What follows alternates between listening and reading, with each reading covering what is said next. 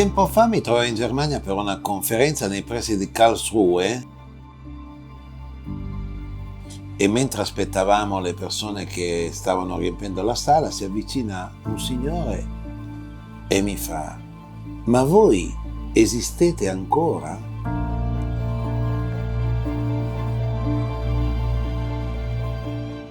Una persona che basta che dica che bisogna obbedire al Papa di Roma e si salva, e dice no, io obbedisco al Papa di Roma se lui fa la volontà di Dio, e si fa bruciare sapendo benissimo quale sarà la sua fine, è una cosa...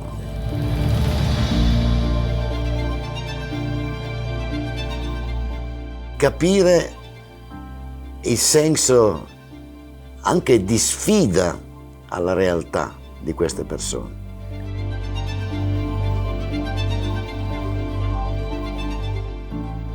Oggi, naturalmente, tutto tende a stemperarsi, cattolici e protestanti firmano dichiarazioni comuni su problemi teologici che tutte le volte che si firmano dichiarazioni di pace non possiamo che essere felici, ma non bisogna mai dimenticare che in nome di quei principi teologici si sono bellamente, felicemente scannati per qualche secolo.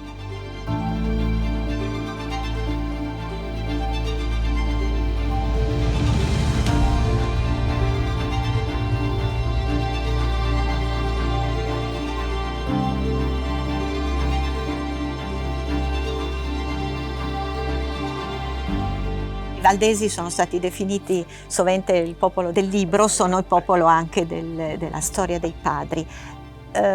Sovente noi diciamo che la rete che sostiene tutta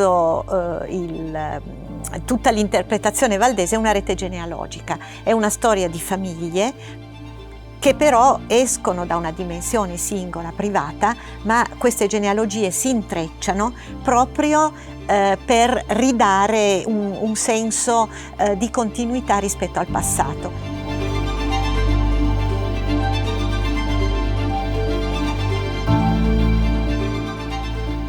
Raccontare la storia dei valdesi significa tentare di riannodare i molteplici fili che si intrecciano e si confondono nelle trame della storia europea.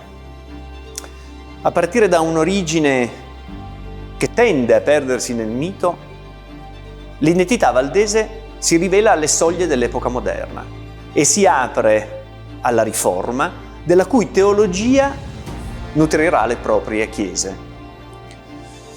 Proprio questa apertura al dialogo e al confronto costituisce uno dei tratti che accompagnerà la storia dei valdesi ben oltre la modernità, alla ricerca di un cristianesimo capace di travalicare i limiti e i confini della dimensione confessionale.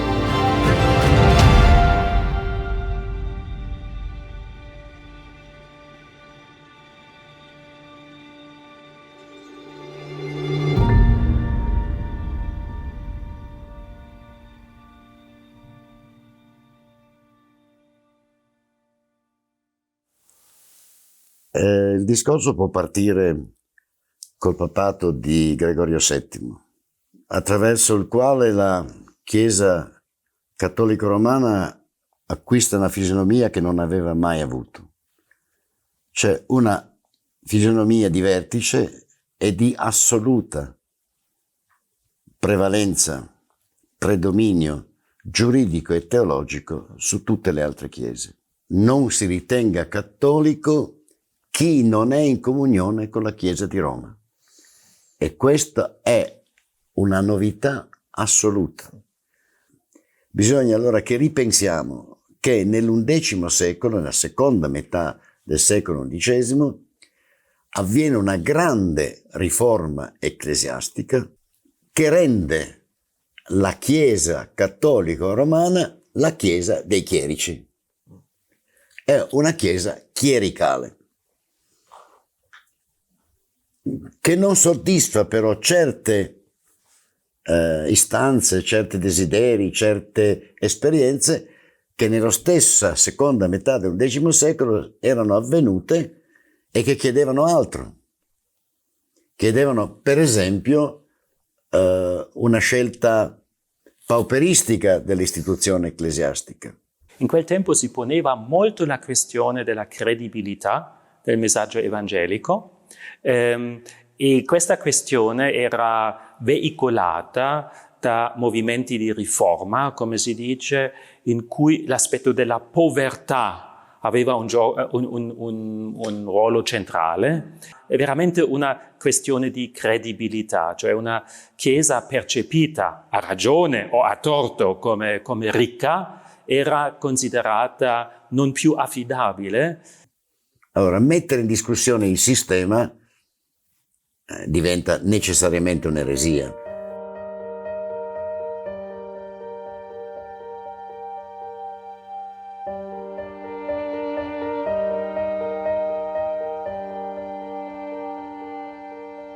C'è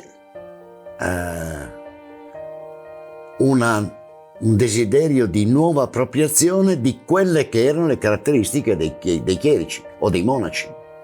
Quindi vivere in povertà, annunciare il Vangelo.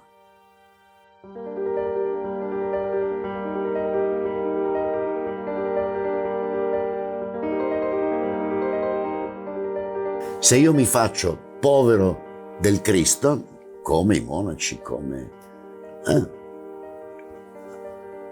questa mia condizione mi autorizza, anzi mi spinge ad annunciare il Vangelo. Ecco, questa è la grande novità.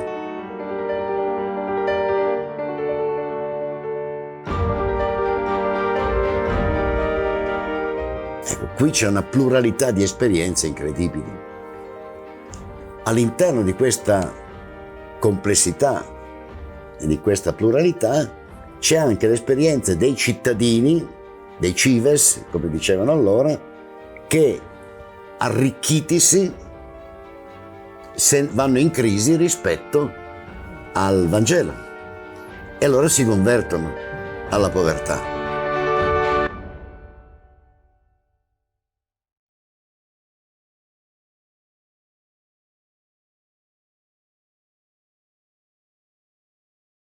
In fondo Valdo di Lione rientra in questo sviluppo più generale di ciò che normalmente chiamiamo pauperismo, che però non è soltanto pauperismo, ma pone serie questioni di credibilità. I cittadini che hanno imprestato il denaro magari pensano che ci sia qualcosa che non funziona rispetto alla loro salvezza. Ed è questa l'altra grande caratteristica dei gruppi religiosi, eretici o no, del secolo XII-XIII, è la dimensione soteriologica. Qual è il mio destino dopo che muoio?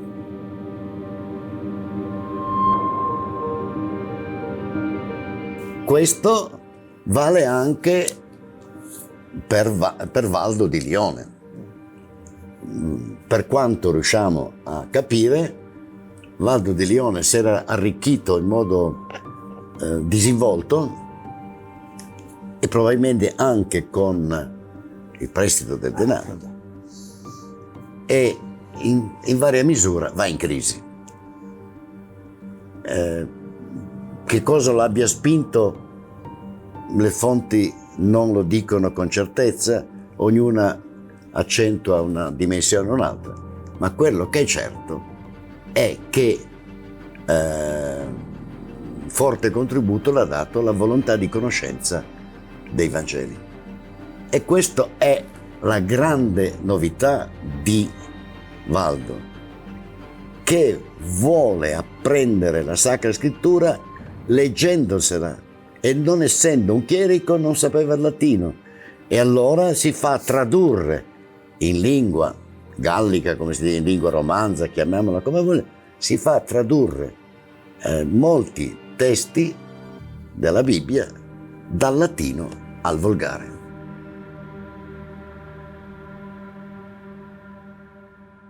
Dobbiamo tenere presente però che questo primo approccio alla scrittura non è neanche una cosa che lui compie contro le autorità. Abbiamo alcune narrazioni che dicono che siano stati chierici della sede arciepiscopale di Lione a tradurre per Valdo dei testi della Bibbia e dei padri per ispirarlo, per farlo progredire spiritualmente. E che già nel 1179 dei seguaci di Valdo vanno a Roma al terzo concilio lateranense e chiedono al Papa l'autorizzazione di predicare, non essendo chierici, e portano con loro il testo anche con le glosse, con le autoritates, per cui non è un'interpretazione fondamentalista come usava dire un tempo, è un'interpretazione che ha il senso della cultura. E questo è un fatto straordinario, perché più presto che sia, Valdo dovrebbe essersi convertito verso il 1173. Io penso anche un po' dopo, ma 74, ma in pochissimi anni c'è una tale coscienza di se stessi da andare a Roma, dove c'è il concilio e dove c'è il Papa.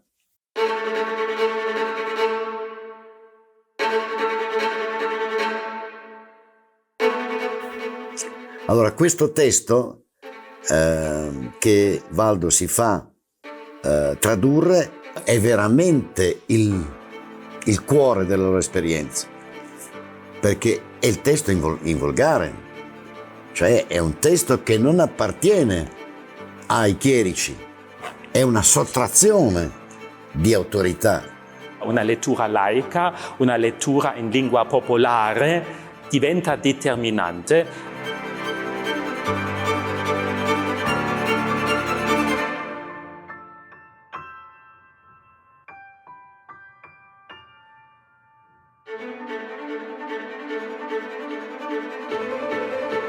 È un esempio straordinario. Agli anni 70 del XX secolo, un cittadino,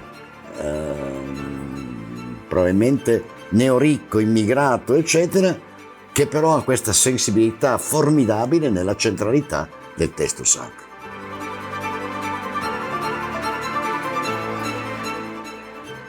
È il nuovo apostolo e non è una cosa da nulla, è una cosa di grandissimo rilievo, no? Allora si può anche capire perché qualcuno si sia spaventato.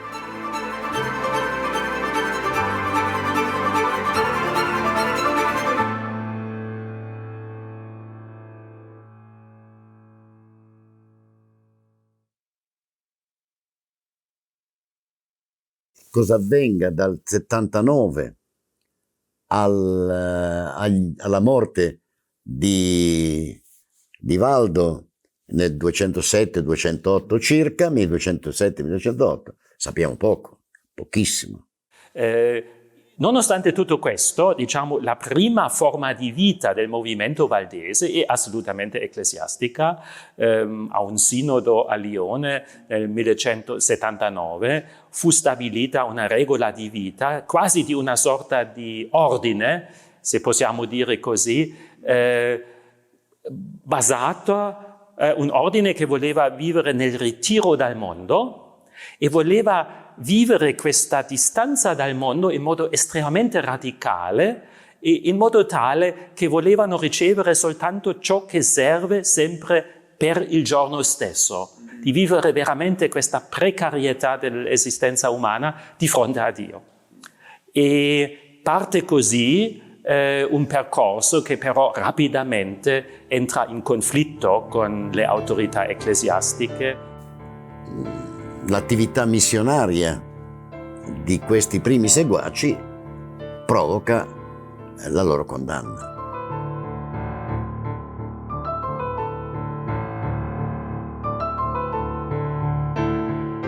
Si arriva rapidamente a un decreto di espulsione di Valdo e dei suoi discepoli e anche delle sue discepole, sin dall'inizio uomini e donne, dalla città di Lione e poi alle prime condanne a partire dall'anno 1184. E dunque vengono immessi nell'area dell'eresia, colpiti da anatema. Lucio III dichiara eretico chiunque predichi non inviato o non autorizzato, indipendentemente dal contenuto della predicazione. Ecco il problema dell'obbedienza e disobbedienza. Quindi non è un'eresia teologica, è l'eresia della disobbedienza. Ancora dopo la condanna, dopo le prime condanne, sappiamo di predicatori valdesi che si profilano in una predicazione anticatara, affermando l'ortodossia cattolica. E ancora il famoso inquisitore Bernardo Gui, che conosciamo o non conosciamo dal nome della Rosa, autore di un manuale dell'inquisitore, dice che il problema nella ricerca di valdesi è proprio quello che sono ortodossi. Bisogna porre domande molto molto precise, legate in fondo alle questioni di autorità, per capire se una persona sia valdese.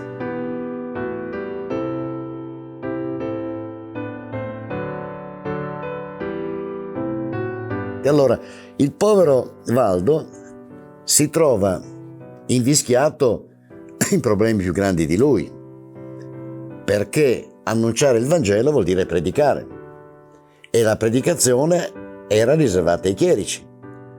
In seguito alle prime condanne vengono espulsi da Lione e si trasformano in un movimento religioso clandestino.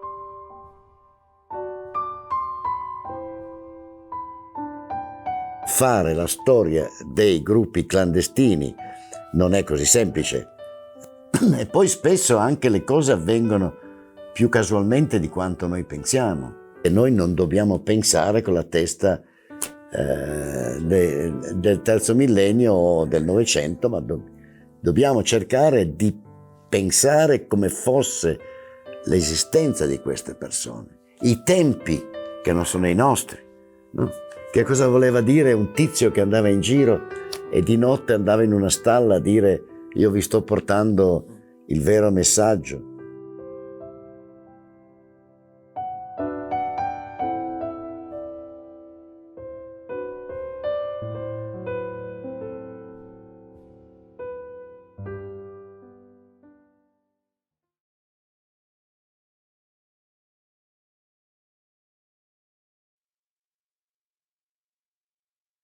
Questi uomini, così come gli apostoli, erano sempre in giro in due e visitavano congregazioni locali che poi erano sparse veramente per tutta l'Europa.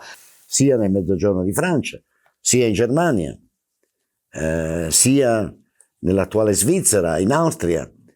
Sono tutte esperienze che gli inquisitori chiamano valdesi, che però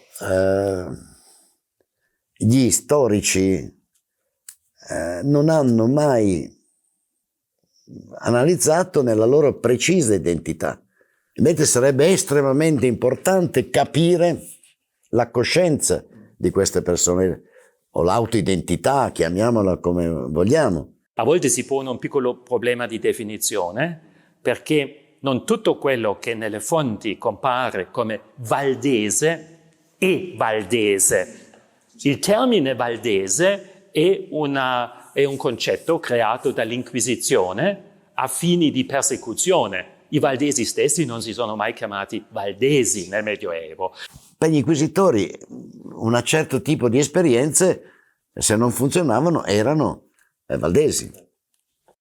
Ma più l'Inquisizione diventa potente, più queste realtà valdesi, in particolare i predicatori, erano sotto una forte pressione di persecuzione e finivano anche sul rogo, cioè abbiamo comunque centinaia e centinaia di vittime della persecuzione.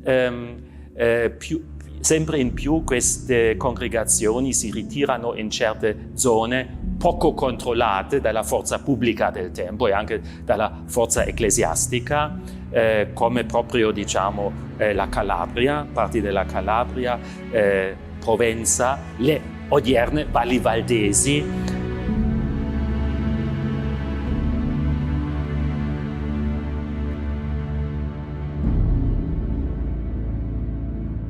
Come spesso capita al mondo, queste posizioni, queste esperienze vengono o orecchiate o riproposte con i mutamenti inevitabili.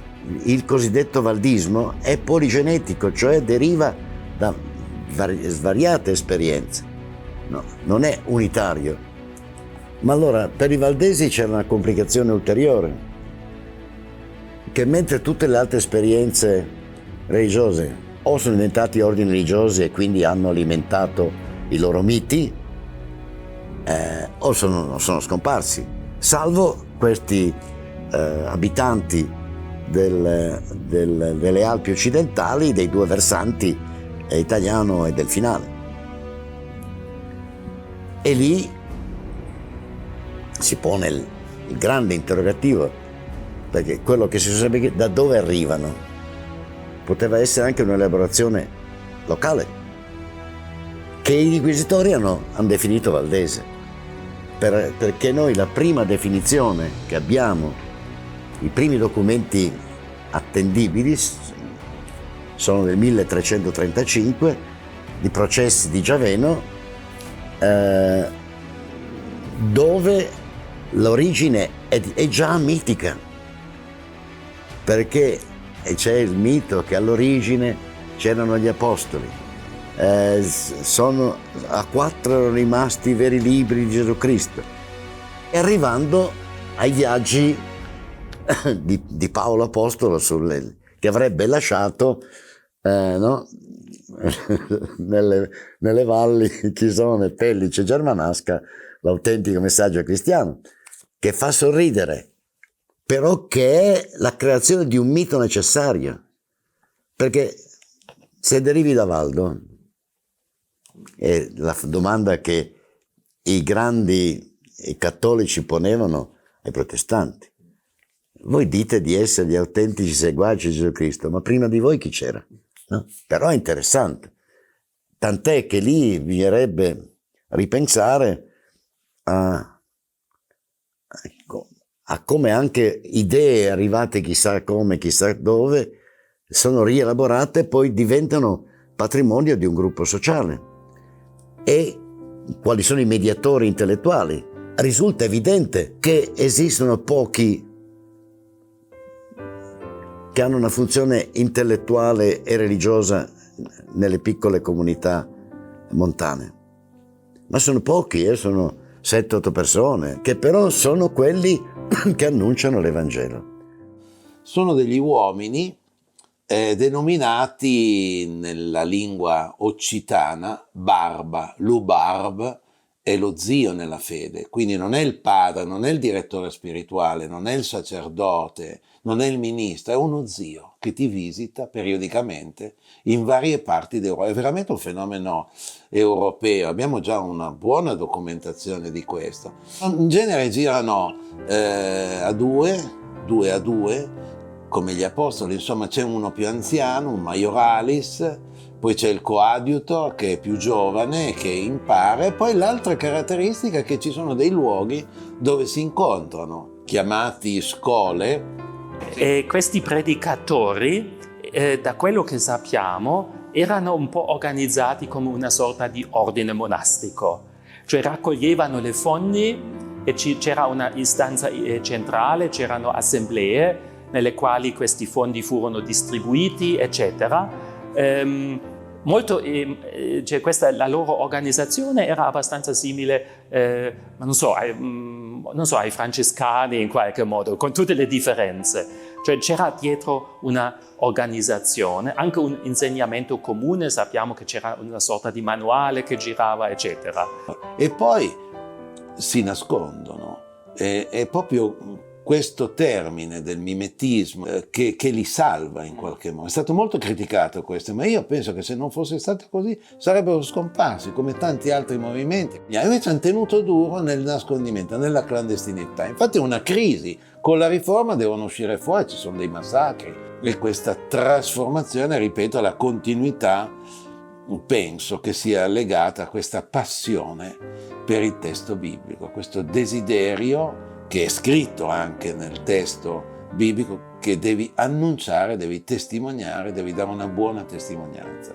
Questi intellettuali continuano riescano a dare continuità alla loro esperienza col supporto, nonostante le repressioni, nonostante addirittura 2 grandi crociate, una negli anni 80 del 300, una negli anni 80 del 400, nonostante tutto, e arrivano addirittura a confrontarsi con la riforma.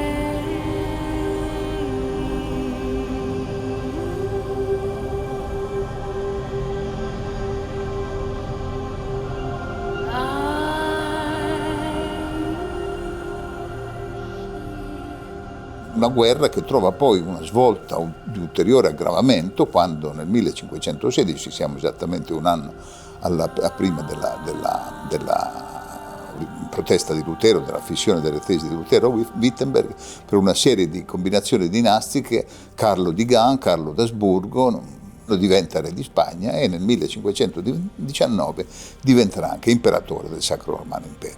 Naturalmente la Francia si sente accerchiata dalla Spagna, dall'impero, e l'Italia diventa di nuovo un centro di guerra. La Chiesa di Roma ha dovuto dotarsi delle risorse finanziarie anche per affrontare tutti questi problemi, in particolare anche la sfida militare, dotarsi di eserciti, e questo comporta dotarsi di strumenti finanziari che non possono gravare naturalmente soltanto sui modesti, tutto sommato modesti, possedimenti territoriali della Chiesa in Centro Italia. La Chiesa ha dovuto fare ricorso alla cosiddetta fiscalità spirituale, cioè una serie infinita di risorse che attraverso pratiche sempre più corrotte, sempre più simoniache, se vogliamo dire, portano comunque alla Chiesa di Roma grandi risorse finanziarie. E questo che cosa comporta? Comporta da un lato la mondanizzazione della Chiesa e la protesta per la sua corruzione, protesta che si manifesta in 1000 forme diverse, dal profetismo ai tentativi di riforma e di rinnovamento, e dall'altro, bisogna pur dirlo, agli straordinari splendori del Rinascimento italiano, uno splendore, una magnificenza che però sono l'altra faccia della medaglia di un progressivo abbandono del ruolo pastorale, religioso, magisteriale della Chiesa di Roma.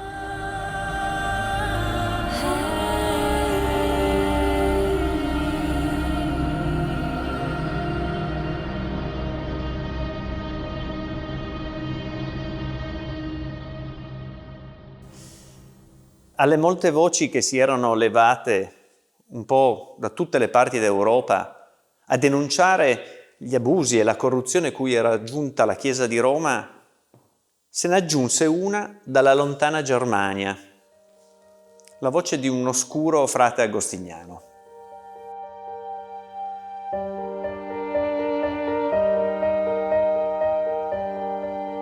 Lutero appartiene a una famiglia di una media borghesia che ha avuto un discreto successo economico, che ha investito sul figlio attendendosi un destino nell'avvocatura attraverso gli studi giuridici. È un'attesa che Lutero delude, in quanto a seguito di un evento traumatico dopo il quale fa un voto, Lutero decide di entrare in convento e di farsi frate agostiniano. Inizia così una carriera ecclesiastica che lo porterà di lì a poco ad insegnare nell'Università di Wittenberg, e soprattutto lo porterà a sviluppare nella sua coscienza, nell'intimo della sua riflessione, nell'intensa lettura della Bibbia, il tema della salvezza e delle vie possibili alla salvezza.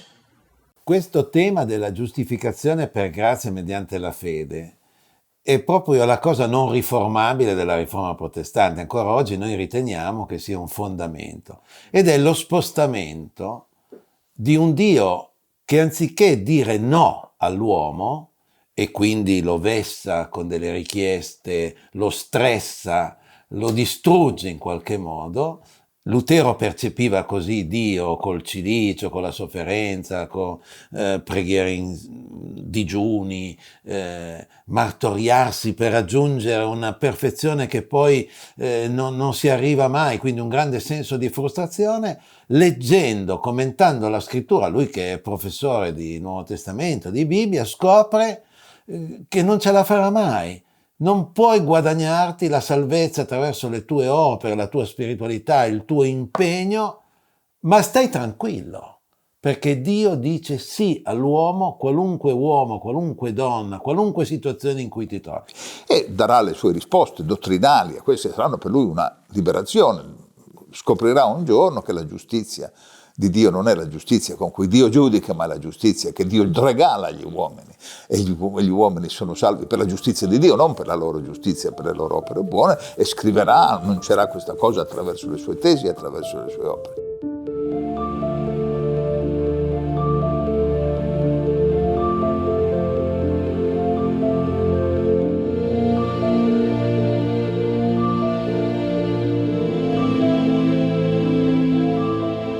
Quindi il problema non è tanto il perché Lutero, è il successo di Lutero che è la cosa più importante. Come è potuto accadere che la profonda crisi religiosa di un monaco, di un grande monaco e di una testa formidabile, naturalmente qual era quella di Lutero, diventa qualche cosa che si estende a macchia d'olio, che penetra in ogni angolo dell'Europa e che ne cambia radicalmente la storia.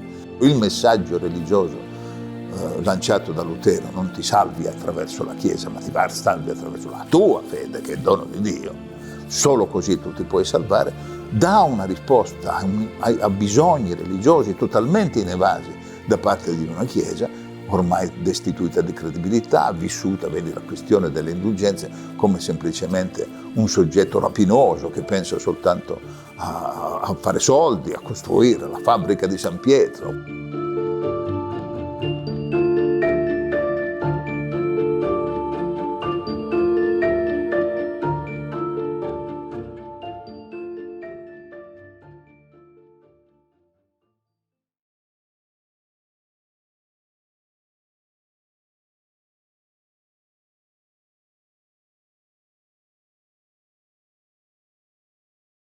Partiamo dalla fine del 400, quando le comunità, sia dal versante italiano, che allora non era italiano, era piemontese, sia dal versante piemontese sabaudo al versante francese, costituivano un tessuto abbastanza comune per quel che riguarda questo gruppo di eretici detti valdesi che vivevano clandestinamente.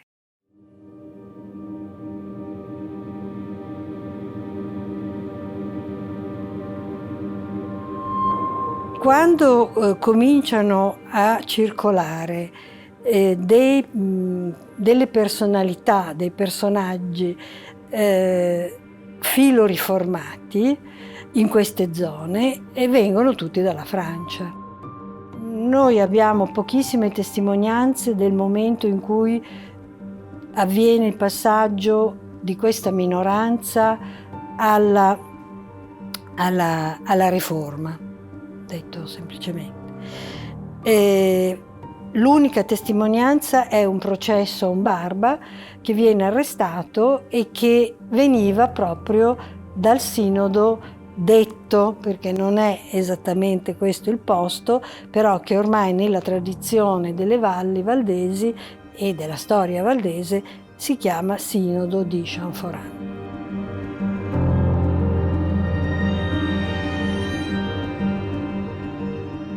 Il sinodo cos'era? Era un incontro di tutti i barba e dei capi di famiglia dei villaggi che decidevano questioni interne. A Chanforan, in Val d'Angrogna, si incontrano con dei delegati invece della Riforma.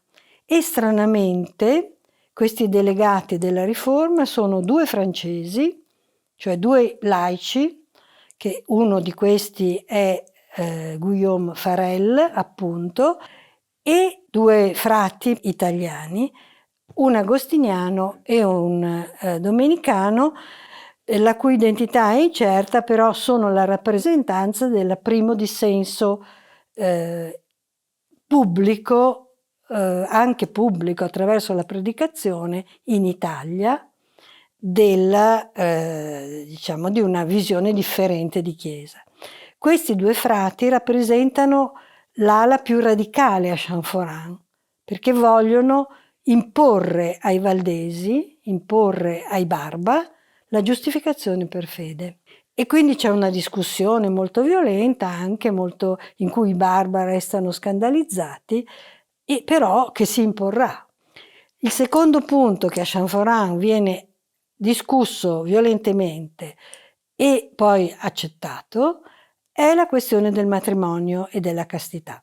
Un altro punto era che i predicatori del movimento valdese vivevano nel celibato. Così di nuovo abbiamo una similitudine con un ordine cattolico. I riformatori, insomma i riformati che partecipano all'incontro, dicono negare il matrimonio è una diavoleria, è una cosa che viene da Satana.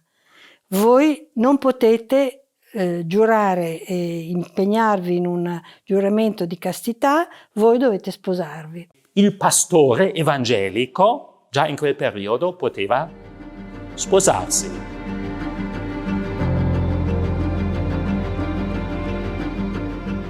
Lutero, come è noto, sosteneva il sacerdozio di tutti i credenti e che non c'erano dei voti particolari per un clero separato dal laicato. I Barba si disperano, dice noi. Ormai abbiamo una certa età, alcuni dicono non possiamo sposarci, per noi non funziona. E invece poi nelle dichiarazioni di Champforin sarà inserito il tema del matrimonio come tema centrale. Bisogna sposarsi.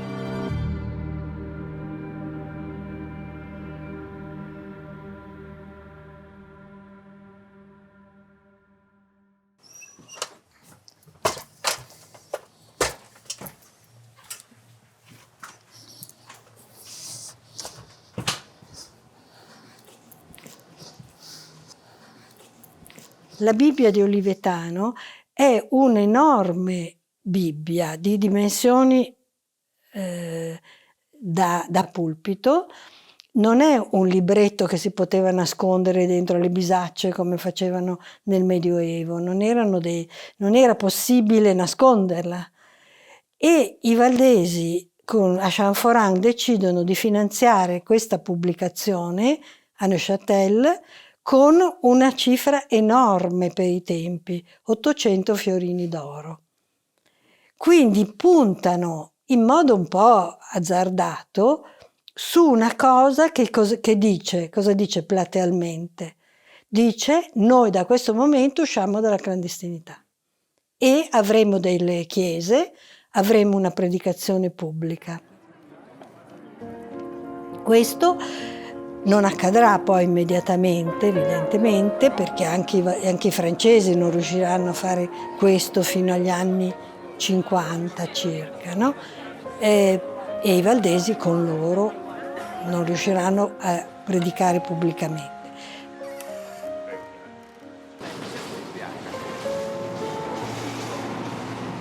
Però l'intenzione è questa. Questa qui va bene. Dai. Sì, meglio.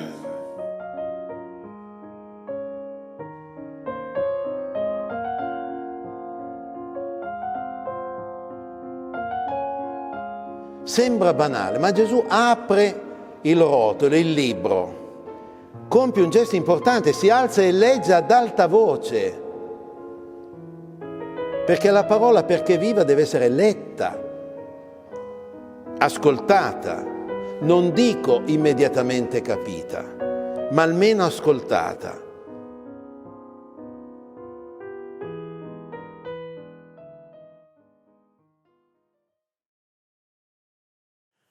A Champforin non si discute solo di problemi teologici.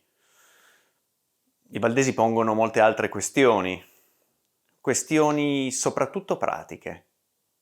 possiamo fare questo, possiamo fare quest'altro. Fare, non credere, fare.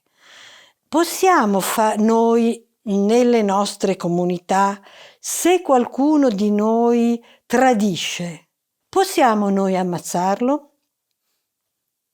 Quindi, e i riformatori rispondono no, non potete farvi giustizia da soli perché ci sono per questo i magistrati. Questo sì che è un passaggio dal Medioevo all'età moderna, no? Perché, come sappiamo, la riforma riconosce lo Stato. La riforma protestante ha successo laddove si allea o trova autori alleati in qualche forma di potere politico e si connota di conseguenza. Saranno i principi territoriali tedeschi in Germania, saranno le corone nordiche, e che a seconda, insomma, delle realtà sociali e degli equilibri politici la riforma ha successo o non ha successo e si connota in un modo o in un altro modo.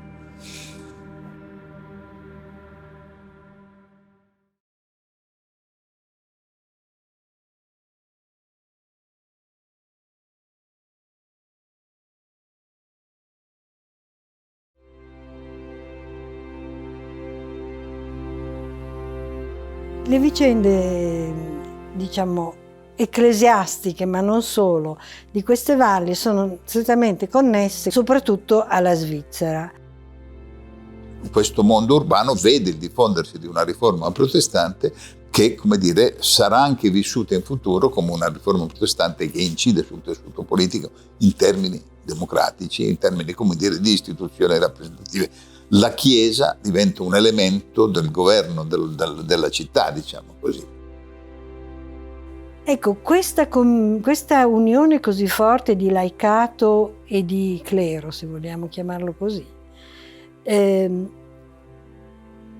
che poi costituisce il nervo della Chiesa calvinista, oltre alla teologia, al di là della teologia, si confà alla struttura dei consigli comunali, che sono molto piccoli naturalmente, alla struttura delle famiglie valdesi, si confà molto bene il fatto di poter entrare nei corpi ecclesiastici e partecipare e discutere. Con cautela però alla fine, perché per gli anni che vanno dal 32 al 55, diciamo, che sono stati definiti gli anni del silenzio, non sembra non succedere niente. Cioè abbiamo l'eroica decisione di Jean Foran e poi in fondo non sappiamo molto bene che cosa succede dopo. Nel 55 si usa il 55 perché cosa succede?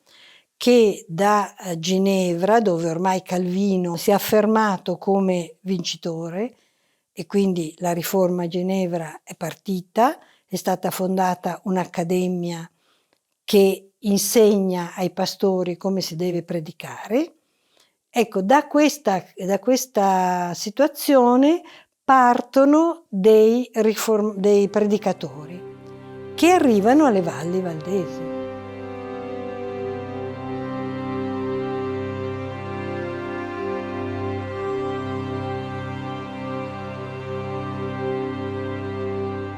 L'invio dei pastori inviati da Calvino nelle valli valdesi sostanzialmente sostituisce il ruolo dei Barba.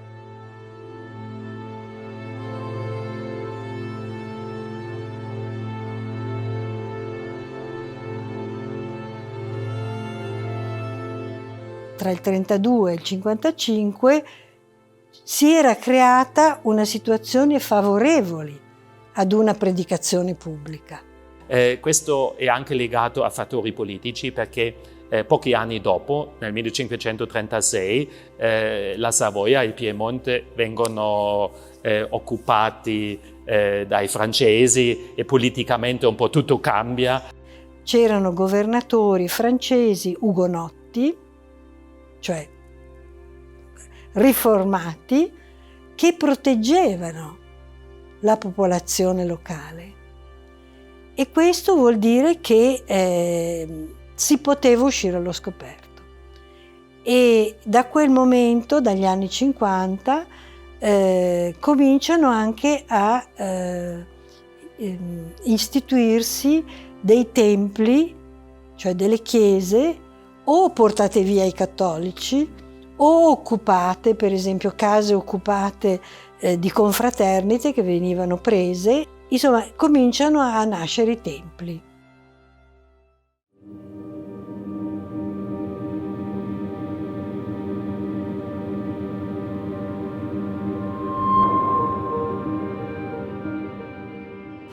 Quando nel 1559 Emanuele Filiberto di Savoia, per meriti militari, ottiene indietro il suo ducato al completo, cioè tutto il Piemonte e la Savoia, e cerca quindi di mettere ordine comprensibilmente nel suo stato, le cose cambiano. Emanuele Filiberto non si rende conto esattamente della situazione, no? Ci sono moltissime discussioni nel suo Consiglio di Stato su cosa fare di questi eretici che occupano delle valli e che hanno chiaramente delle manifestazioni pubbliche, non sono clandestini, hanno dei templi, hanno delle cose che non sono tollerabili in uno Stato cattolico. Per cui a un certo punto Emanuele Filiberto decide di fare una crociata. Ma l'intervento non ha successo.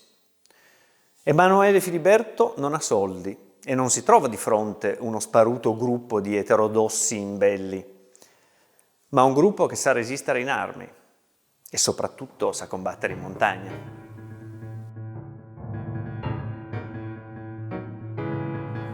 E quindi ci sono dei mesi di resistenza tra le nevi in cui questi soldati mal pagati si trovano di fronte a una cosa totalmente ignota, cioè una resistenza in montagna con una guerriglia che alla fine porterà al 5 giugno del 1561 porterà ad una pace, una cosiddetta pace, insomma un accordo in cui il sovrano concederà di nuovo i privilegi che aveva tolto a queste valli e dà loro la concessione inaudita di esercitare la loro fede. È il primo trattato di tolleranza in Europa questo, di esercitare la loro fede in limiti ben precisi, cioè si forma un piccolo ghetto dentro al quale però sono liberi. Mentre le altre realtà valdesi che c'erano subiscono brutali soppressioni e questo vale per la realtà calabrese.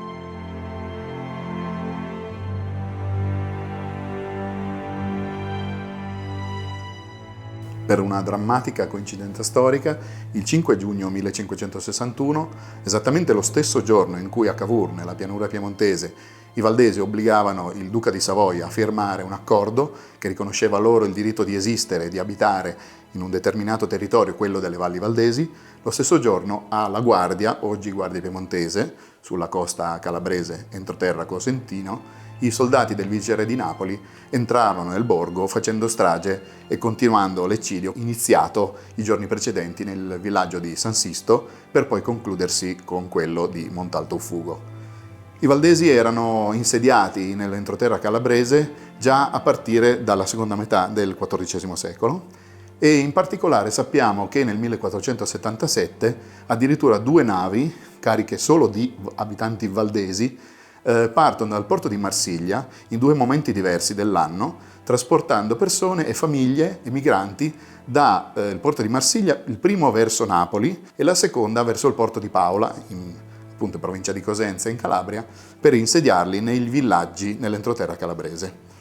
L'iniziativa della Chiesa di Roma fu sistematica per un'eliminazione alla radice, come diceva l'inquisitore da Roma, perché non poteva essere effettuato soltanto tramite processi delle singole persone, ma fu tentata una conversione di massa e dopodiché non potendo eliminare, diciamo, il credo da parte in queste popolazioni, fu effettuato addirittura un'eliminazione complessiva. Tant'è che si parla di migliaia di persone uccise, persone impalate, persone, donne, uomini, bambini inseguiti nei boschi intorno ai villaggi bruciati, gente che dovette essere obbligata a fuggire in Piemonte, a Ginevra, in Sicilia o in altre parti d'Europa per poter evitare questo eccidio. E un momento altamente drammatico e efferato di questa strage si ebbe sulla scalinata della chiesa di San Francesco da Paola a Montalto Uffugo, dove un cronista di parte cattolica racconta, rabbrividendo con queste sue parole, il momento in cui ad uno i valdesi vennero bendati e sgozzati e lasciati poi lì a morire.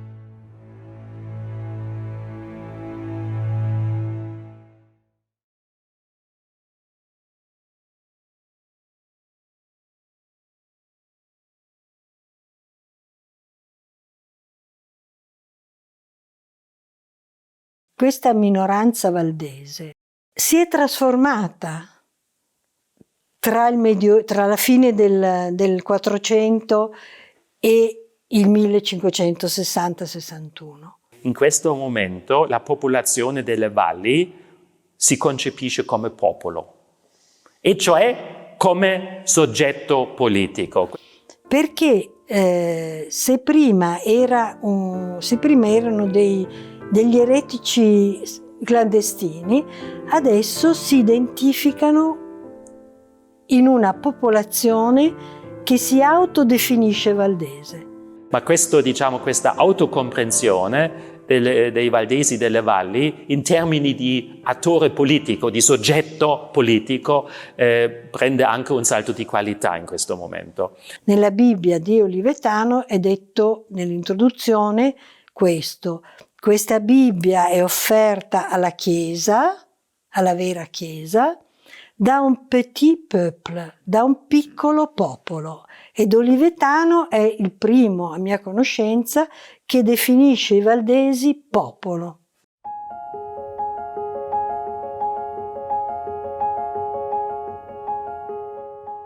Dal Trattato di Cavour del 61 fino al 1610-15 c'è un lungo periodo in cui soprattutto si costruisce una società assolutamente diversa da quella precedente, perché nelle valli valdesi, dove la maggioranza è riformata, diciamo non valdese, ma diciamo riformata, la chiesa che diventa dominante è una chiesa calvinista. Chiesa e comunità agiscono insieme e trovano compromessi in questi anni anche con il duca, naturalmente, con l'autorità statale da un lato, ma anche con i vicini cattolici. È un lungo periodo di convivenza.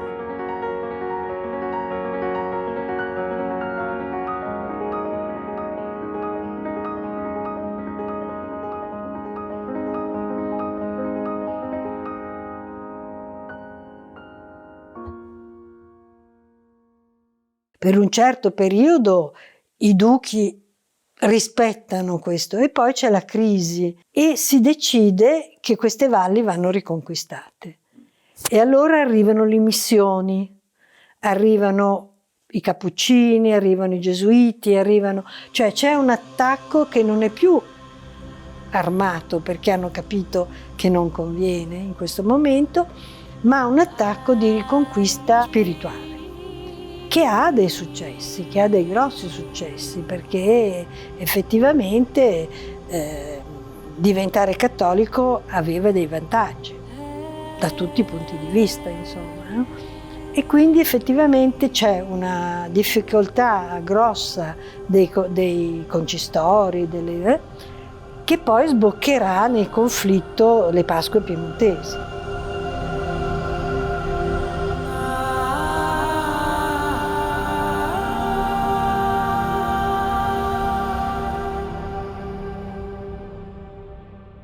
nel 1655, quando esplode la cosiddetta guerra delle Pasque piemontesi, sotto il pretesto di un'avanzata di tipo patrimoniale, cioè acquisti di terre, un'avanzata che quindi si estende i beni, la proprietà dei beni sostanzialmente oltre i confini stabiliti nel 1561,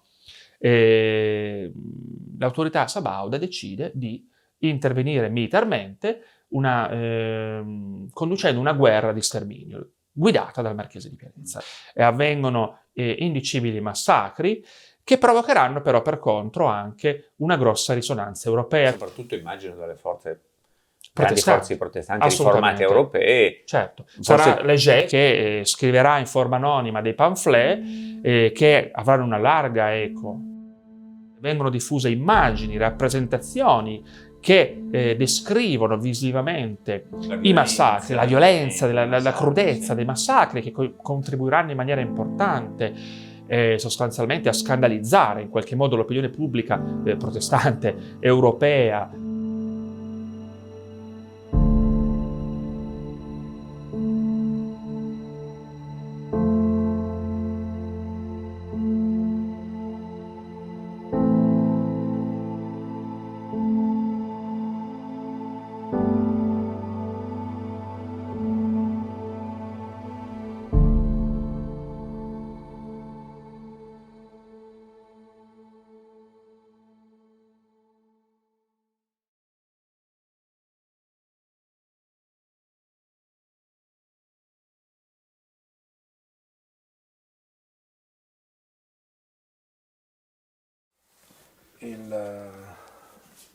Il volume del Léger, Pastore Valdese, della Val San Martino, l'attuale nativo della Val San Martino, l'attuale Val Germanasca. Il libro fondativo dell'immagine anche un po' mitografica, no? Delle valli valdesi come territorio in cui Dio ha eletto la sede del suo popolo, ha depositato l'arca del patto dell'alleanza fra i valdesi, quindi con un calco chiaramente dall'Antico Testamento. E lui scrive questo libro per raccontare non solo i fatti della storia valdese, tragici che lui ha vissuto, stava vivendo, e il passato medievale, ma racconta anche il territorio. Ed è questa la prima volta. E poi molto bella la carta geografica, con una particolarità che non è orientata verso nord, ma è orientata verso la catena delle Alpi. La cosa particolare è che viene abbinato a questo sempre carta delle tre valli, è la denominazione, quindi ancora non valli valdesi, siamo 1669, però viene abbinato la prima volta lo stemma valdese. Non sappiamo esattamente da dove provenga. La sua nascita probabilmente non è in ambito valdese, sembrerebbe. In realtà molto probabilmente nasce da un'eredità territoriale. La scelta di questo stemma per molti aveva un significato molto preciso. L'attesa della fine dei tempi in cui le chiese perseguitate non sanno se sopravviveranno, però sono comunque testimoni della verità attraverso anche il motto della luce che risplende nelle tenebre. Però, e questo è fondamentale, io credo, per la lettura corretta di questa carta, del significato che ebbe, che l'abbinamento di questa cartografia allo stemma valdese è, io direi quasi, un manifesto politico. Cioè questa carta è la dichiarazione dei valdesi: noi siamo questi e siamo qui. Del resto, anche questo meccanismo, questo progetto di mettere in salvo i manoscritti, i testi importanti della storia valdese da parte di Léger, che li affida all'emissario inglese che li porterà appunto nelle biblioteche d'Inghilterra, è anche il segno di una necessità di lasciare traccia.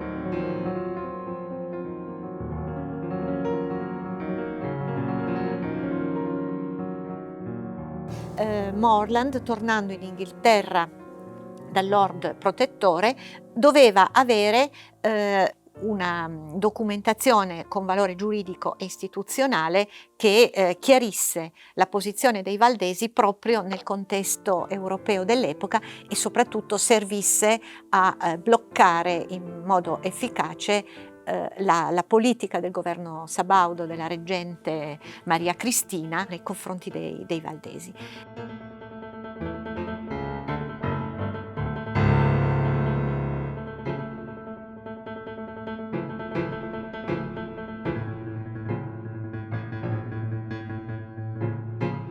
Sarà grazie alla figura di Oliver Cromwell che sostanzialmente certo, quindi, il loro protettore, insomma, figura importantissima, no? Per la prima grande rivoluzione inglese. No? Infatti che lui interverrà ottenendo sostanzialmente per i valdesi le patenti di grazia, un editto, una legge che impone ai valdesi di tornare entro i confini stabiliti dall'editto di Cavour, quindi non espandersi e ripristinare lo status quo in qualche modo precedente alla guerra, scontentando alcuni, e da lì avrà luogo la guerra, la cosiddetta guerra dei banditi, un gruppo di miliziani guidati da Giosuè Giaravello che avvieranno una vera e propria azione di guerriglia ai danni delle forze sabaude negli anni seguenti alle patenti di grazia.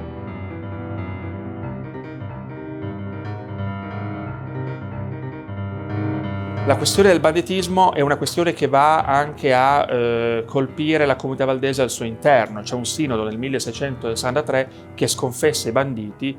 Nel 1664 si arriverà a un'ulteriore pacificazione che provocherà in qualche modo, per contro, la messa al bando di Gianavello, visto come elemento in qualche modo di disturbo alla stabilizzazione dell'area.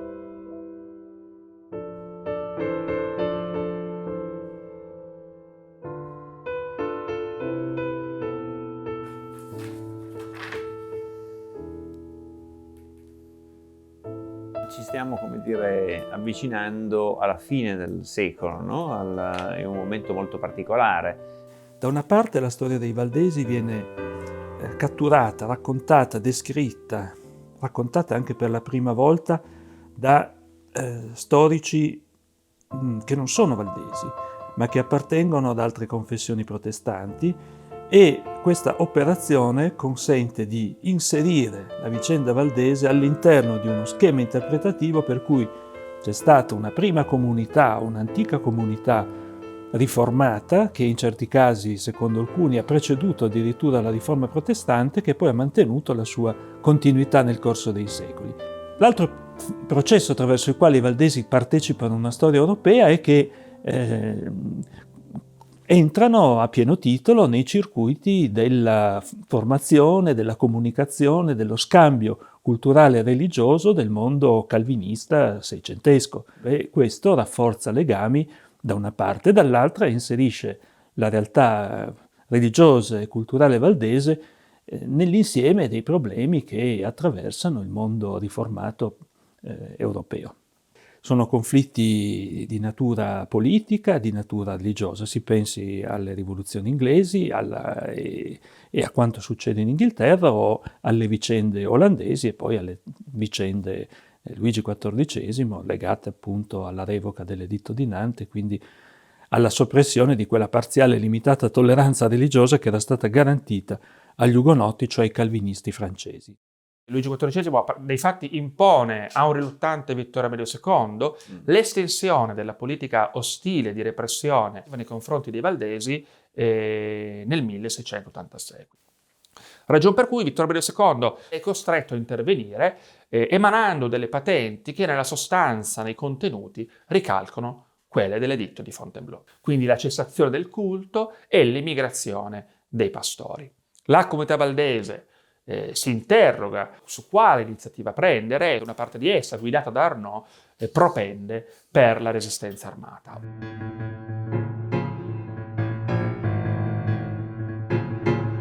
Una resistenza armata che però purtroppo non avrà successo, perché le truppe di Vittorio Amelio II, aiutate dalle francesi del maresciallo Catinat, intervengono molto duramente, provocando praticamente un secondo massacro. Dei 13.500 abitanti delle Valli Valdesi ne moriranno circa 2.000 e ben 8.000 saranno sostanzialmente imprigionati.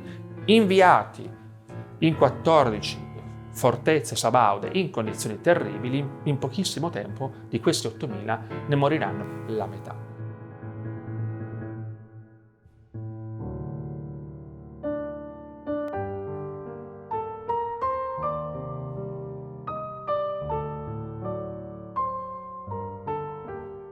L'intervento dei cantoni svizzeri provoca, una sorta di compromesso per cui Vittorio Emanuele II concede la possibilità di convertirsi o di emigrare in Svizzera. Quindi nel 1687 partirà una carovana di circa di poco più di 2.000 persone da Novalesa in Val di Susa per Ginevra, una lunga marcia di valdesi che saranno calorosamente accolti in Svizzera e da lì destinati anche in Germania. Un periodo storico vissuto anche, come un'epoca in qualche modo eroica per la lotta di sopravvivenza, per la resistenza, che molti di essi, che verranno poi denominati gli Invincibili, opporranno alle armate franco-sabaude. Nel 1689 poi, grazie all'azione di Arnaud, i valdesi in Svizzera cercheranno di tornare. L'azione di Arnaud noi l'abbiamo dato un po' più scontato, ma questo Arnaud è il pastore delle Valli Valdesi. È un pastore originario d'Embrun del Delfinato, che diventerà la figura di riferimento e la guida dei valdesi, soprattutto per quanto riguarda il ritorno e il glorioso rimpatrio nel 1689. Una lunghissima marcia che da Ginevra fino alle Valli Valdesi diventerà in qualche modo il momento culminante, un'epopea che garantirà ai valdesi la sopravvivenza. I valdesi tornano, più o meno 900 persone, quindi uno sparuto gruppo, dopo una durissima marcia che causerà anche diversi morti nelle Valli Valdesi, ma si attesta nella terra della Valsiglia.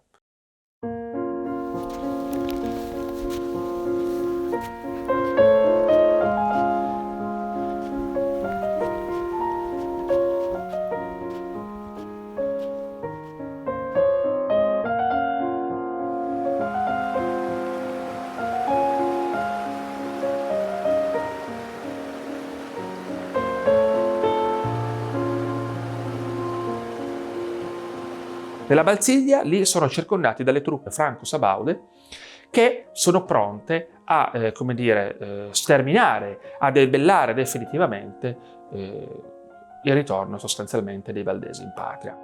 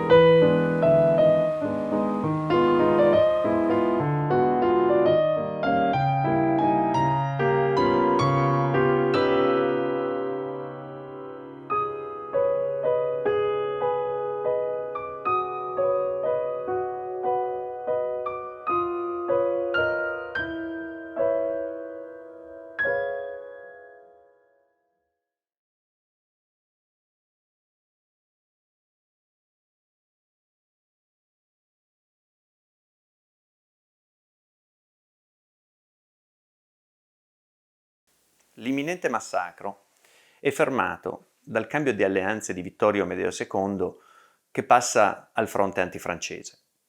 E tuttavia, al volgere del secolo, Vittorio Amedeo II tornerà a stipulare una pace segreta con Luigi XIV, che come contropartita gli chiederà l'espulsione di tutti i valdesi e degli ugonotti nati in terra francese.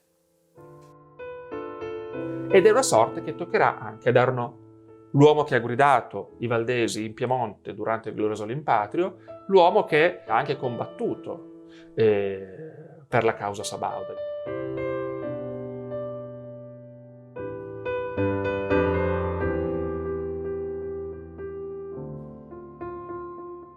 È anche vero che i valdesi del Piemonte hanno ottenuto nel 1694 un editto che,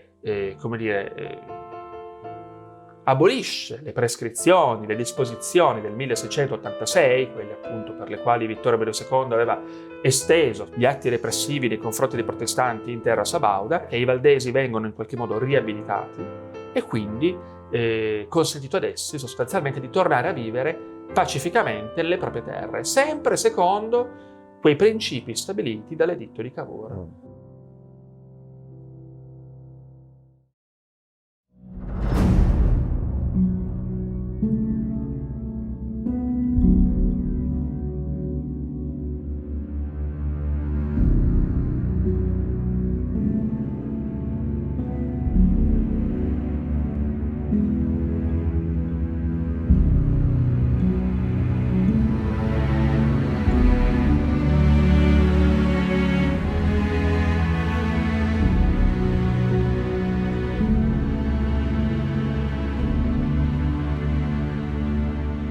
La guerra di successione spagnola inizia nel suolo europeo con Vittorio Emanuele II alleato di Luigi XIV, sempre infastidito in qualche modo dalla pesante tutela che esercita la Francia del Re Sole nei confronti del piccolo Stato sabaudo. Vittorio Emanuele II in qualche modo accetta di passare nuovamente a un fronte antifrancese e si ritroverà di nuovo la guerra in casa.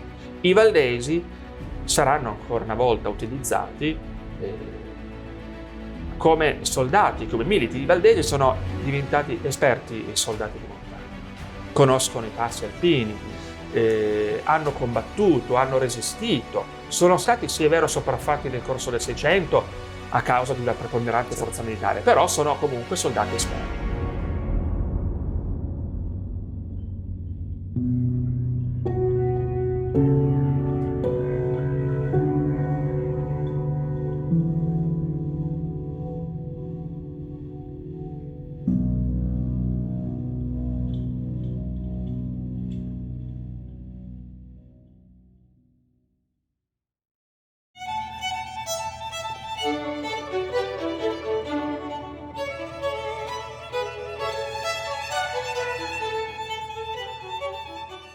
Fine del Seicento, inizio del Settecento, ci ha mostrato questi drammatici episodi di guerra e di storia delle valli valdesi inserite in un gioco politico europeo di vaste dimensioni.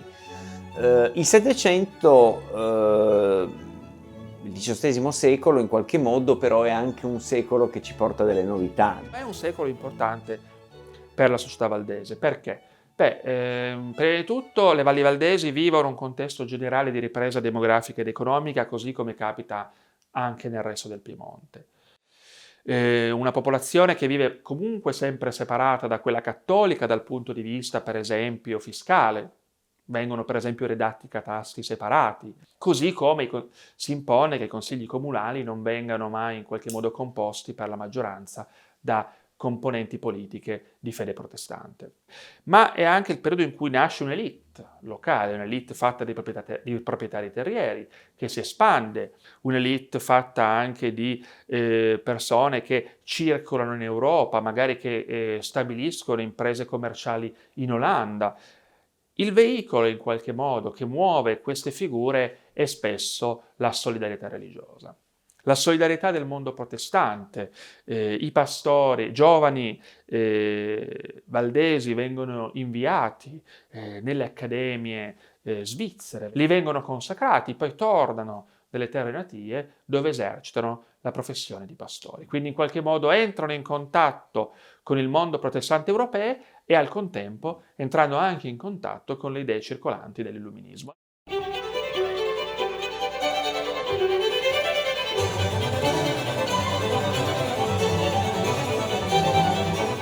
Con il Settecento e con l'illuminismo si può dire che cambia la dimensione complessiva della religione, cambia il posto della religione all'interno del sistema europeo. Se fino al Seicento la religione era uno dei pilastri indiscutibili del principio di autorità, alla fine del Seicento e poi tutto il Settecento la religione diventa una delle forme attraverso le quali l'uomo esprime una propria tradizione, una propria sensibilità dei propri interessi, non l'unica, non la dominante, non la sovrana.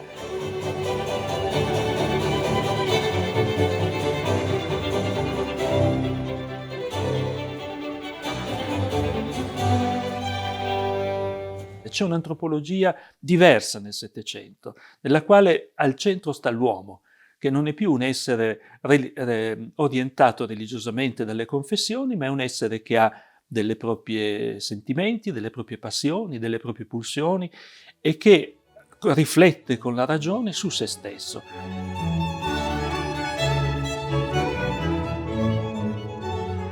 Credo che anche il mondo valdese si sia avvicinato a perlomeno alcuni suoi intellettuali, voglio dire, hanno avvicinato un po' a grandi pensatori, insomma hanno fatto letture, no? Incontravano l'illuminismo già nei loro percorsi di formazione quando si trasferivano a studiare a Ginevra. C'è un tessuto europeo di comunicazione in cui sono coinvolti anche i valdesi, alcune figure di valdesi che hanno avuto così simpatie o comunque idee vicine a quelle dei Lumi ci sono. Ci sono ad esempio delle testimonianze sulla loro formazione culturale che è non diversa da quelle di tanti altri europei del loro tempo.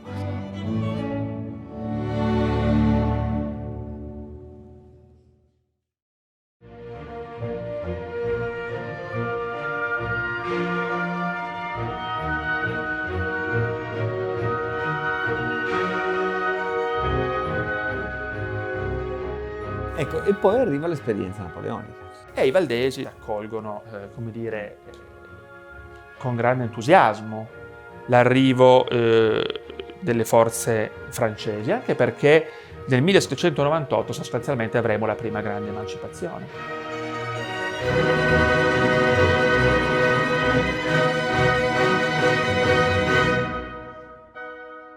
Con l'arrivo della Francia repubblicana i valdesi possono godere dei diritti politici e civili. Nel governo provvisorio rivoluzionario compare anche un valdese, il pastore Pietro Jaimet. Il pastore Jaimet è una figura legata alla cultura dei Lumi, legata ad un ambiente cosmopolita, è massone, è un lettore di Rousseau. Con l'arrivo dei francesi nel 1798, con la caduta della monarchia, è fra le poche persone che vengono chiamate immediatamente a far parte del governo provvisorio, sia del primo che del secondo governo provvisorio piemontese. Il fatto che un pastore moderatore come Pierre Jaimet raggiunga la carica di sottoprefetto napoleonico di Pinerolo è un fatto assolutamente nuovo per il mondo valdese. Mai prima di allora un valdese aveva raggiunto una tale carica.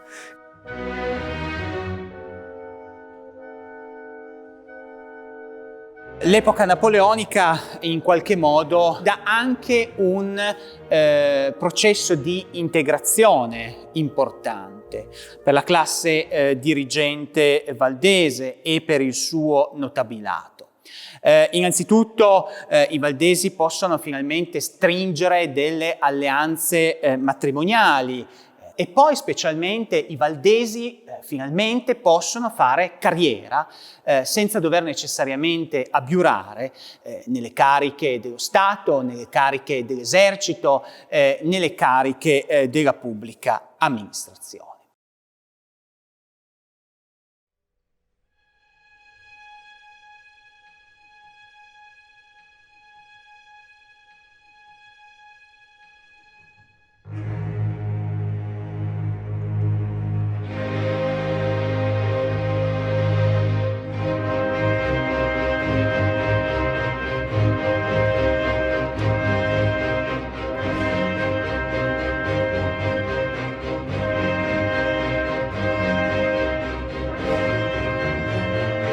Come sappiamo, con il 1814 e 1815, con il crollo dell'impero napoleonico e l'inizio dell'epoca della Restaurazione, tutto cambia.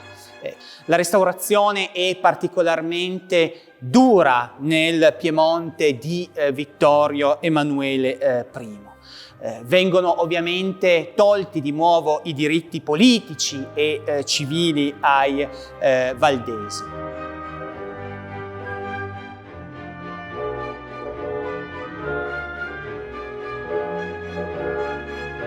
La parentesi, diciamo, napoleonica, che per i valdesi ha rappresentato, come dire, il primo grande momento importante di emancipazione, si chiuderà in questo periodo.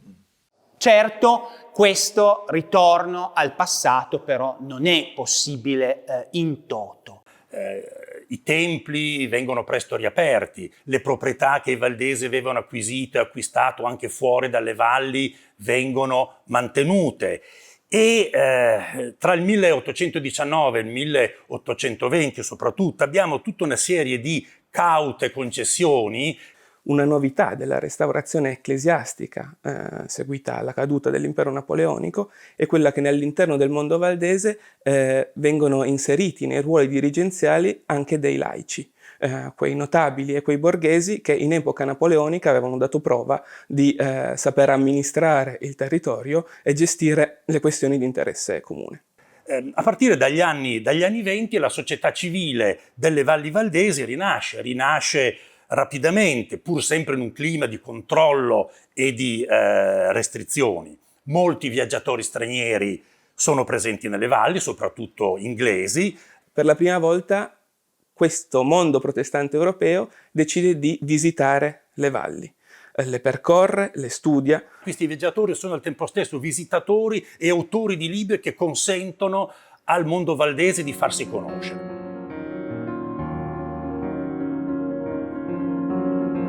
Gli anni 30 sono anni di risveglio spirituale per il mondo valdese e in genere per il mondo protestante, di profondo rinnovamento. Il fenomeno del risveglio, o meglio réveil per dirlo alla francese, rappresenta, secondo alcuni, il romanticismo nel mondo evangelico. Sicuramente una volontà di ritornare alle origini, di maggior purezza nella fede, e una critica molto forte a quel tipo di fede razionalista, un po' fredda, un po' formale, che era derivata dalla fine del Settecento. Il movimento del risveglio nelle valli in qualche maniera pone un grande problema che ribalta una situazione che si era protratta per secoli.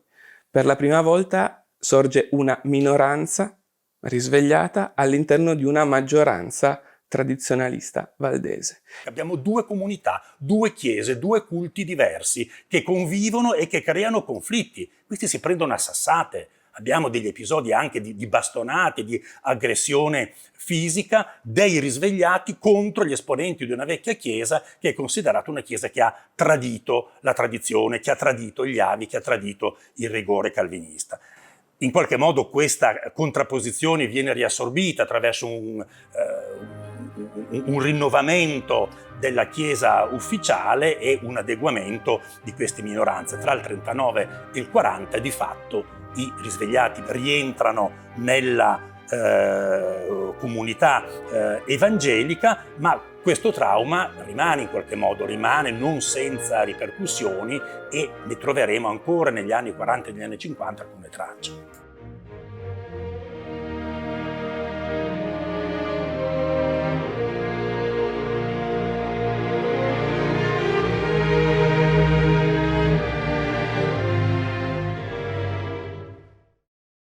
Certo, per arrivare al processo di emancipazione dobbiamo far riferimento però anche alla capitale, Torino, la capitale, dove ovviamente c'era la corte, dove c'erano i governi e dove c'era specialmente il re, che doveva essere sensibile a questa emancipazione delle minoranze religiose.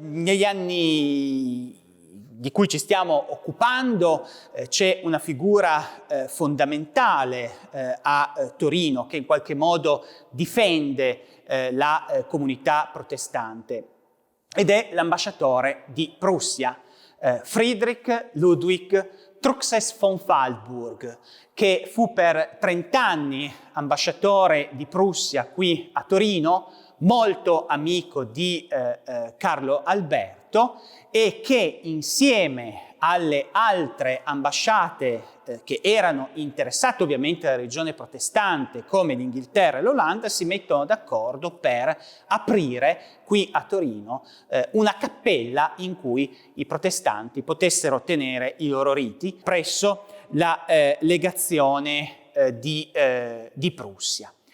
Per decenni Cappellano sarà una figura fondamentale in tutto il discorso che stiamo facendo, cioè Amedeo Berth. Innanzitutto cerca di ampliare il servizio religioso e poi cerca di sviluppare quella che viene chiamata la diaconia, cioè l'assistenza ai bisognosi e ai malati.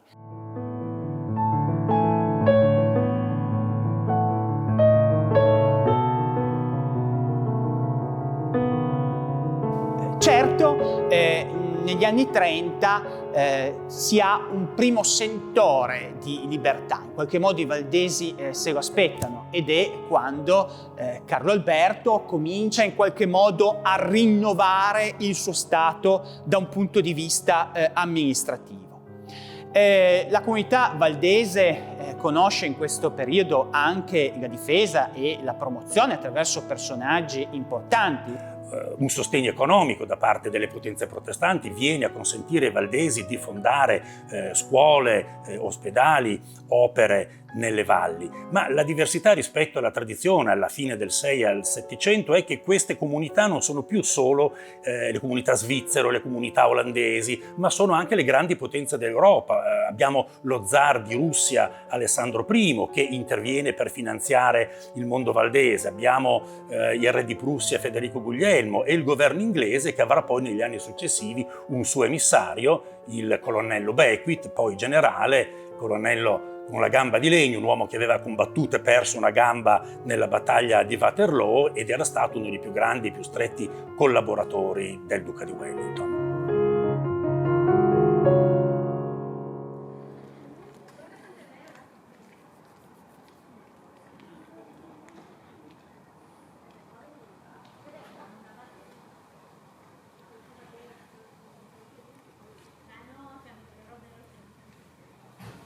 Quando Beckwith arriva alle valli negli anni 20 del 1800, decide di migliorare la situazione delle varie scuole delle valli.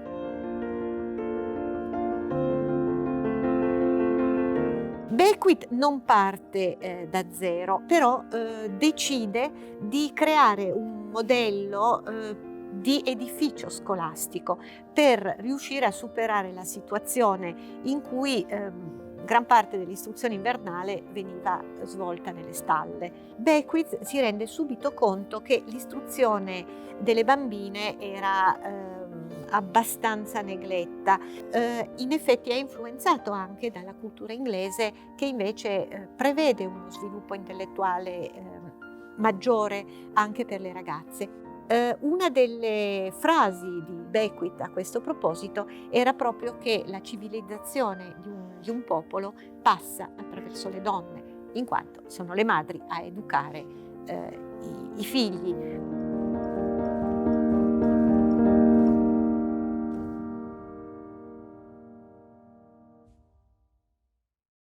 Chi era Beckwith? Lo dicevo prima, uomo che partecipa alla battaglia di Waterloo, militare, sicuramente legato ai servizi segreti britannici, esponente della massoneria. Ora bisogna un po' demitizzare la figura di Beckwith che nella tradizione valdese, nella narrazione tradizionale era il grande benefattore, l'amico dei valdesi. In realtà a partire da ricerche degli ultimi decenni appare una figura molto più complessa e per certi aspetti anche un po' inquietante. Sicuramente è un grande benefattore, ma è un uomo che tende, per conto dell'Inghilterra, di un mondo che sta all'interno della Chiesa anglicana, a modificare profondamente la Chiesa valdese.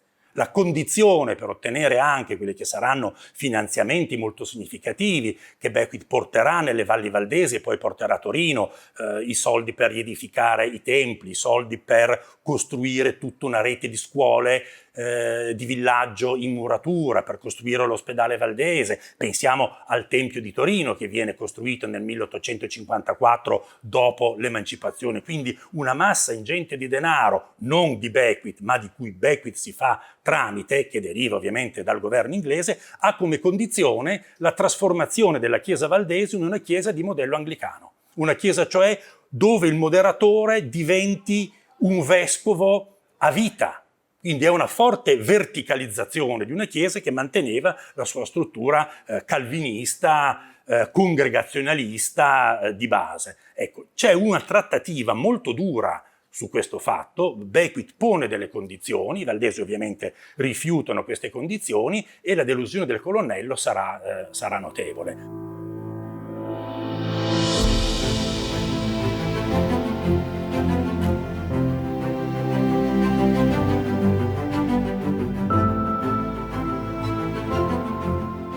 Noi stiamo arrivando ormai alla fine di questa storia. Ed è una storia di diritti civili e politici che si inserisce all'interno di un contesto di libertà più generale. L'editto porta la data del febbraio del 1848 e non è un caso, perché quella è l'epoca che è passata alla storia come la primavera dei popoli. Il momento in cui tutta l'Europa diventa una polveriera per mettere in crisi quello che era stato il sistema Metternich, il sistema del controllo e della repressione dei moti delle popolazioni che volevano in qualche modo la libertà. E ovviamente, essendo questo un concetto di libertà religiosa, era all'interno di tutto questo discorso.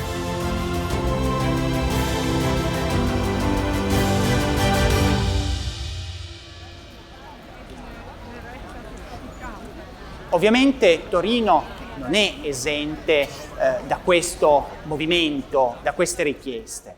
Il sistema comincia a entrare in crisi tra l'ottobre e il novembre del 1847.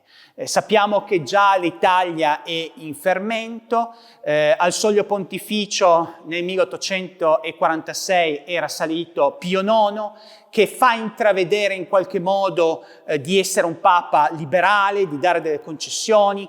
Ovviamente, come dire, Carlo Alberto è molto cauto. Comunque, sotto le pressioni anche di quella che sarà la nascente opinione pubblica, il 30 ottobre del 1847 si decide per delle riforme amministrative, le quali vengono subito accolte con entusiasmo dalla popolazione. Riforme che verranno poi perfezionate ancora qualche giorno dopo, a metà del novembre del 1847.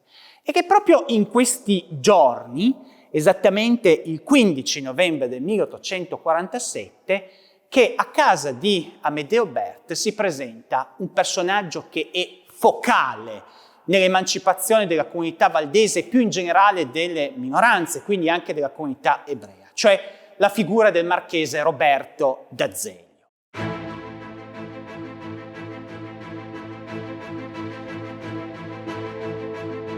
Roberto d'Azeglio forse è meno conosciuto del più famoso fratello Massimo, ma il marchese Roberto, fratello maggiore, fu anch'esso importantissimo per l'elaborazione delle libertà e per l'impegno politico e sociale che lui, assieme alla moglie Costanza Alfieri, riuscì a portare alla comunità di Torino e del Piemonte in generale.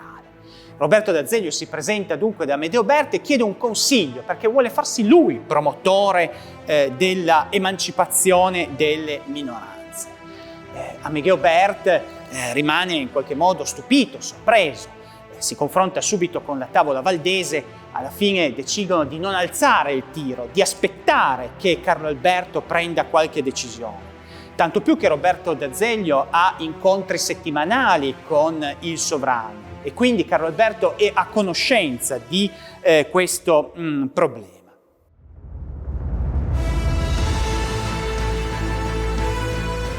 Ma ormai l'onda è inarrestabile. Il 23 dicembre 1847 1847 Roberto d'Azeglio inoltra al sovrano una petizione per la liberazione delle minoranze ebree valdesi che porta la firma di 600 cattolici e porta la firma anche di decine di sacerdoti.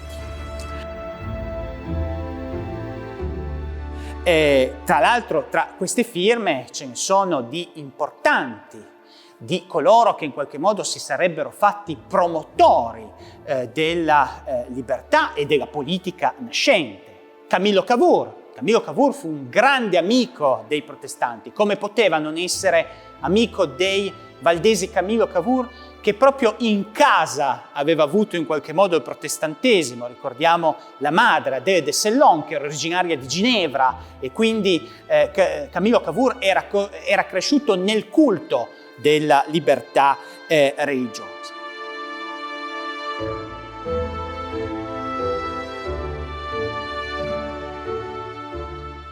Il 5 gennaio poi Carlo Alberto avrebbe incontrato la tavola valdese, dicendo che si sarebbe impegnato in qualche modo su questo principio di libertà. Quindi vedete che i giorni scorrono e la libertà si avvicina, fino ad arrivare alla data fatidica dell'8 febbraio del 1848, quando sarebbe uscito il proclama dello Statuto, che dava ovviamente delle aspettative. E da qui ormai ci siamo. Siamo al 17 febbraio 1848, Carlo Alberto firma le lettere patenti con le quali ordina che i valdesi siano ammessi a godere di tutti i diritti civili e politici dei suoi sudditi. La cosa particolare è che non viene inserito questo articolo nello statuto fondamentale di Carlo Alberto. Questo perché? Perché Carlo Alberto voleva mantenere la religione cattolica come religione di Stato, e tanto è vero che l'articolo 1 della Costituzione recitava appunto: la religione cattolica, apostolica e romana è la sola religione dello Stato. Gli altri culti ora esistenti sono tollerati conformemente alle leggi.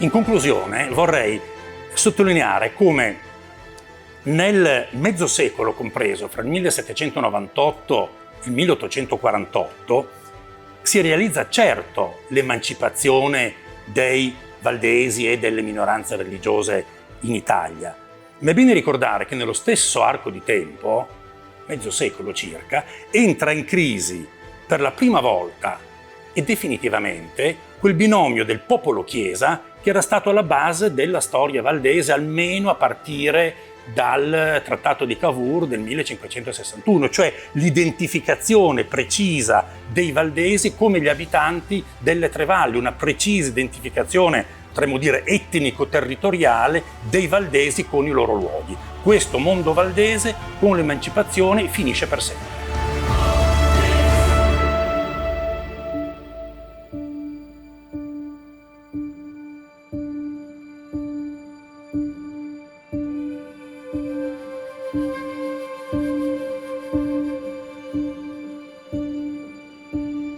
Appresa la notizia, il 17 febbraio Amedeo Bert manda 2 giovani nelle valli per avvisare del provvedimento. I 2 giungono all'alba a Torre Pellice, è giorno di mercato, la notizia comincia a circolare, scoppia un'incontenibile euforia.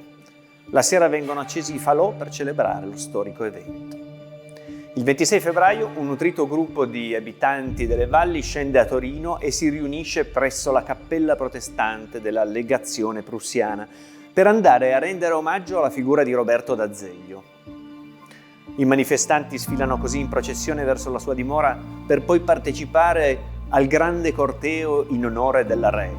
Un corteo cui partecipano migliaia di regnicoli per rendere grazie a Carlo Alberto che aveva concesso lo statuto.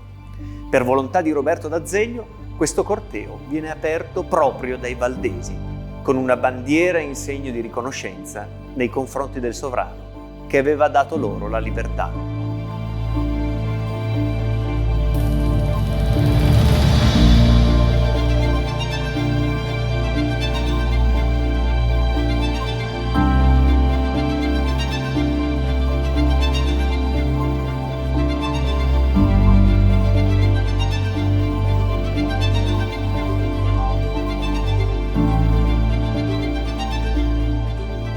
Prendendo in considerazione la fedeltà ed i buoni sentimenti delle popolazioni valdesi, i reali nostri predecessori hanno gradatamente e con successivi provvedimenti abrogate in parte o moderate le leggi che anticamente restringevano le loro capacità civili. I valdesi sono ammessi a godere di tutti i diritti civili e politici dei nostri sudditi, a frequentare le scuole dentro e fuori delle università ed a conseguire i gradi accademici. Nulla è però innovato quanto all'esercizio del loro culto e dalle scuole da essi dirette. Date in Torino, a D17 del mese di febbraio, l'anno del Signore 1848 e del Regno nostro il 18º.